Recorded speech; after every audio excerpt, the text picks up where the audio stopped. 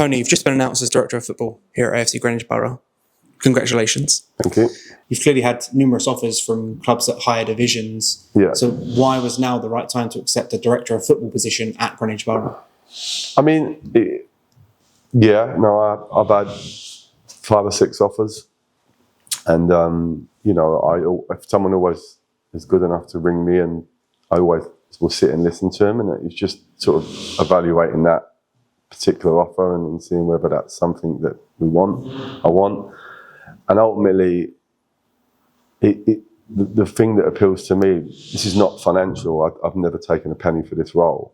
So this is not about financial, this is about engaging my brain. I need something different. I've done non-league for so long, just going in there, putting a team together, playing good football, winning games. And it was like just engaging my brain to get me excited about something else. And this is just a big project. And in Gary and Brett, they trust me.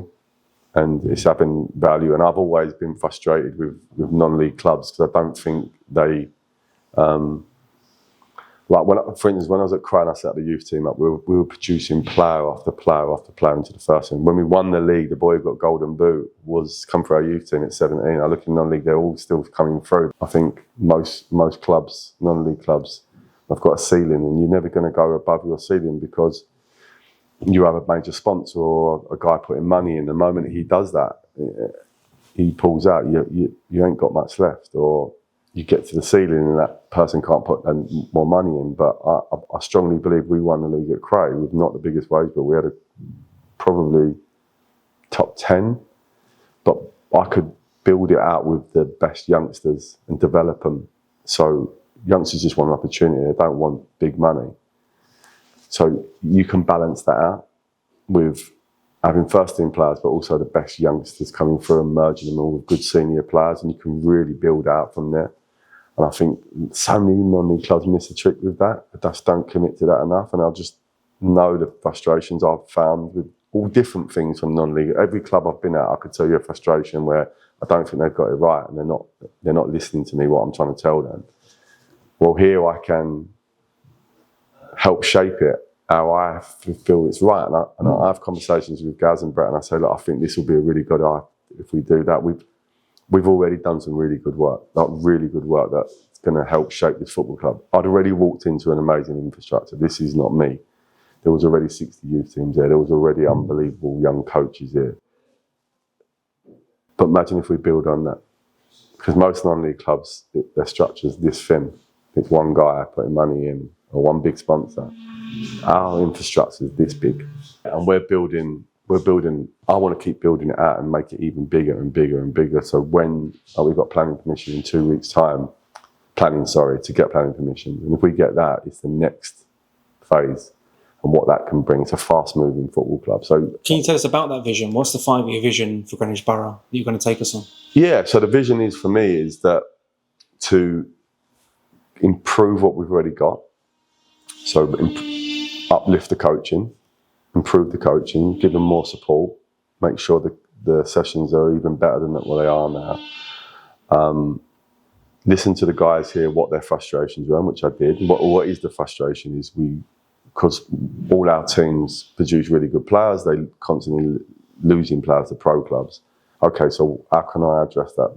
So what I've done is I use a contact I've got, high level, in a Football League club. Spoke with them about doing an official partnership. So we're quite far down the line with that.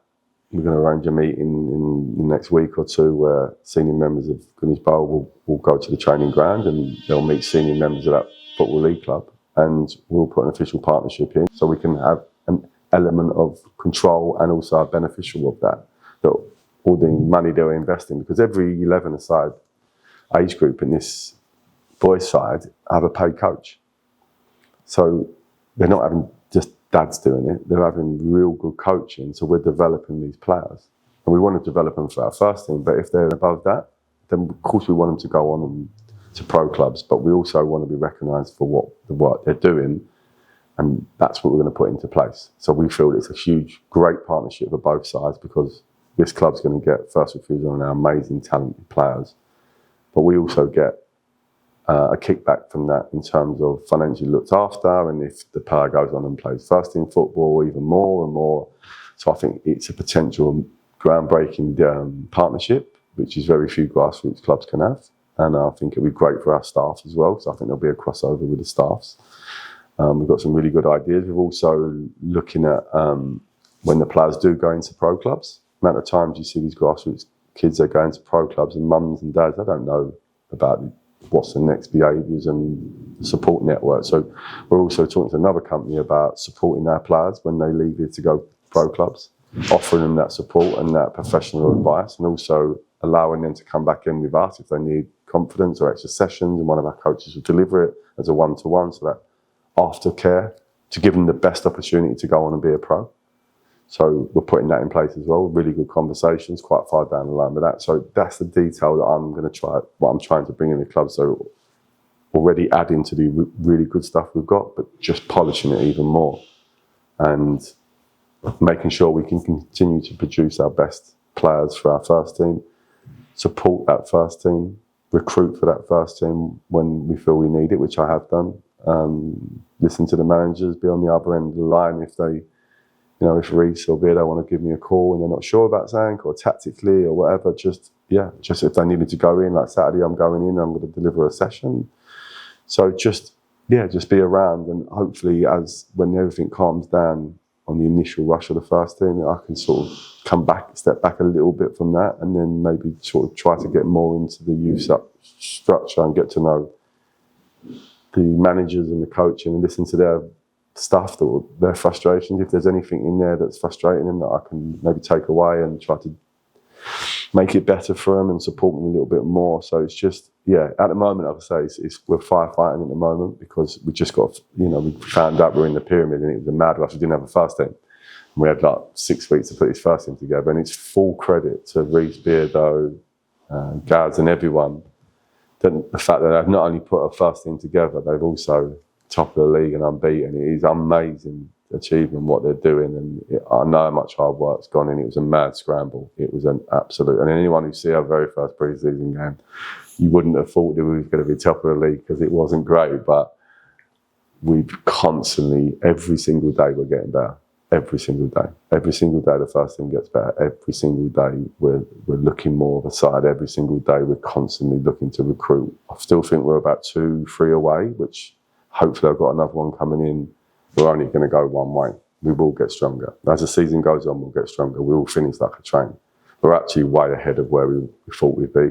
Literally the first half of the season, we was going to take our medicine and just sort of try to be competitive and give ourselves a chance to have a late run for the playoffs. And we're just constantly assessing it now, saying, okay, it's going really well. We can still play better. We know that. We're not nowhere near the finish article, but we're certainly, I know how much work's going in behind it. We are constantly looking to continue to be better, and we will be better. Can you give us an example that you've seen over the past year that really sums up what this club is about? I'd say one of the best things I see was when, I won't obviously name names, but I was in with a manager and there was a boy that couldn't afford to pay the subs.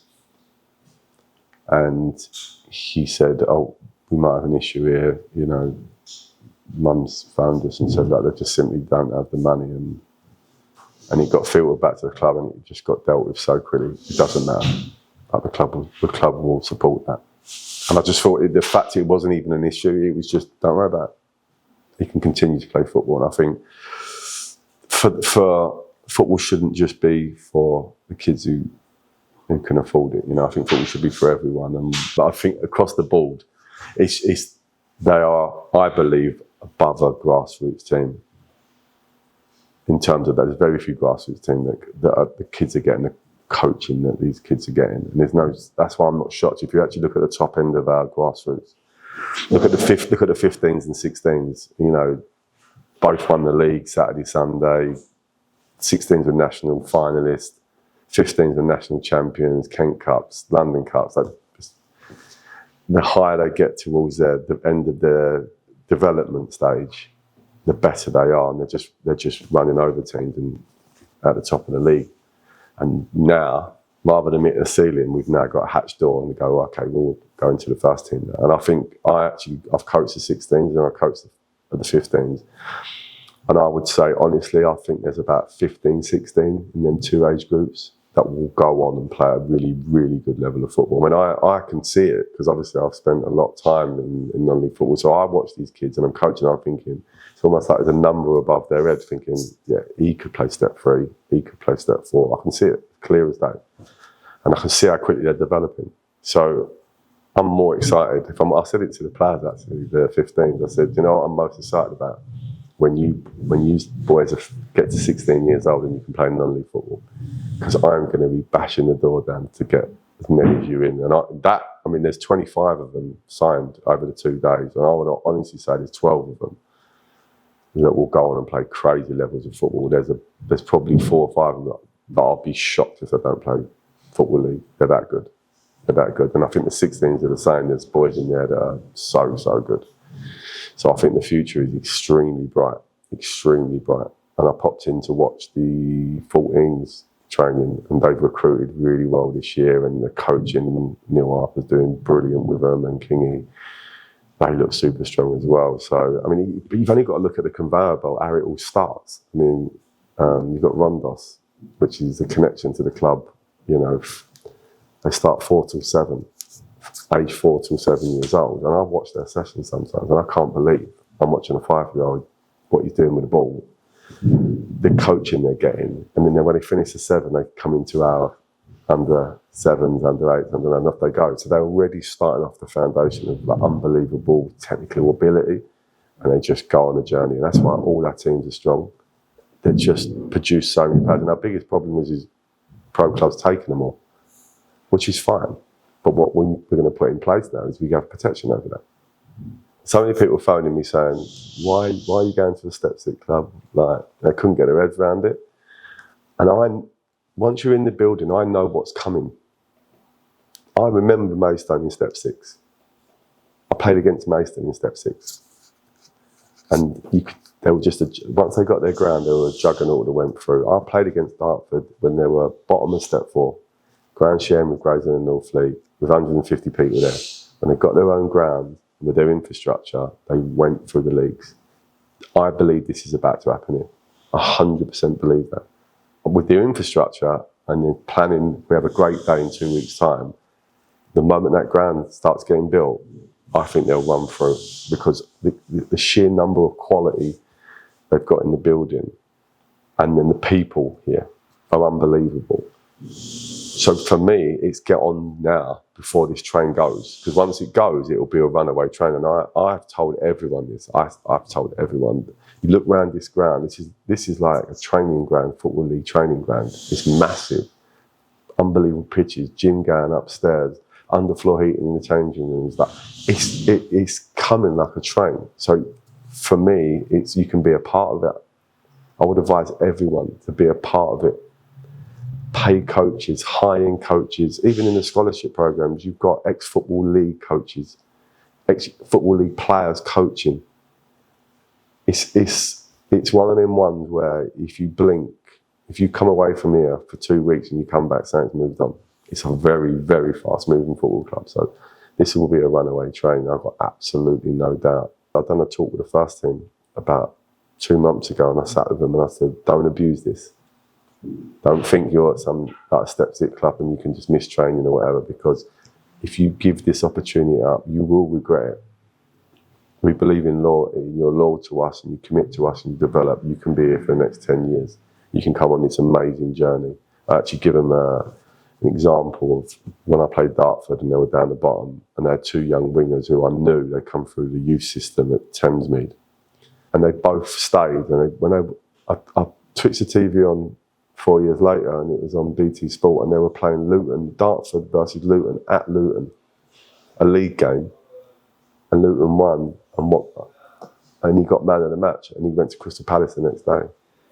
Ryan Hayes went on to have a great career, but they were on the train when it was going and they stayed and they went through this amazing journey of winning leagues, etc. it's a great. I honestly believe this club's going to do exactly that. So it's an unbelievable time to get in the door and get first dibs at the shirt, because you've got the shirt, you can keep the shirt. But if you turn up 3 years later, it might be hard to get the shirt. So I think it's an unbelievable opportunity to be part of something that's going to be big.